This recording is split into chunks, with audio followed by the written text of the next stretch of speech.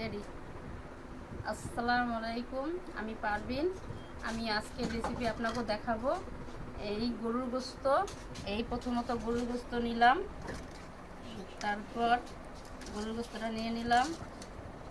তারপরে এখানে আছে অনেক পদের মশলা। এই যে মশলা হয়েছে প্রথমত জিরা বাটা, তারপর রসুন বাটা, তারপর আদা বাটা, তারপর হয়েছে বাদাম বাটা, তারপর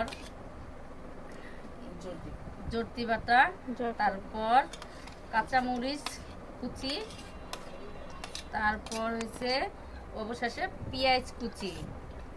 তারপরে দিয়ে তারপর আমি এটাকে নতুন একটা রেসিপি, আর এখানে আছে আরও অনেক রকমের মশলা, যেটা হবে এই মশলাটা অনেকে খায় নাই, কিন্তু খায় কিনা বলতে পারি না, কিন্তু এই মশলাটা খুবই সুস্বাদু একটা মশলা।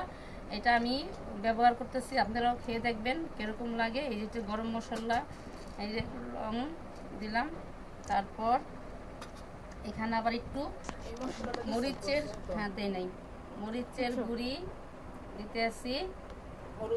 হলুদ দেব না, এটা হলুদ ছাড়া। আর এই মশলাটা আমি অল্প দিলাম, বেশি দিলে গন্ধ লাগবো, বা একটা দিলাম আমি, ঠিক আছে, একটা দিলাম। আপনারা দিলে বেশি করে দিতে পারবেন, কোনো সমস্যা নেই।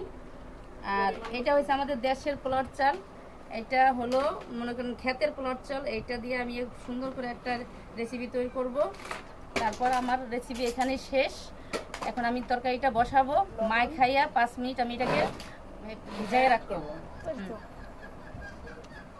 তারপর দিব হলো একটু সয়াবিন তেল, তারপর দিলাম লবণ, এই লবণ দিলাম।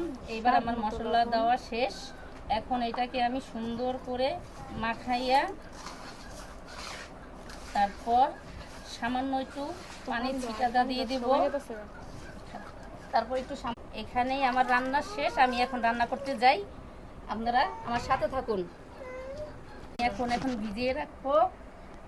তারপর এখন আমি এটাকে চুলায় বসাই দেব, মানে 5 মিনিট পর।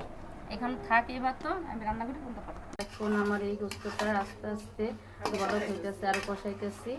এটা এখন সিদ্ধ হবে, রান্নাটা করে নেই, তারপর কথা হবে।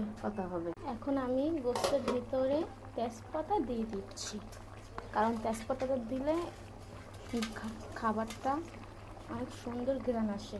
এজন্য দুটো তেজপাতা আমি দিয়ে দিচ্ছি। অনেকে খাবারের সময় দেয়, রান্না করার সময় দেয়। আমাদের রান্না শেষ, গোস্তটা একটু উঠিয়ে দেখাও।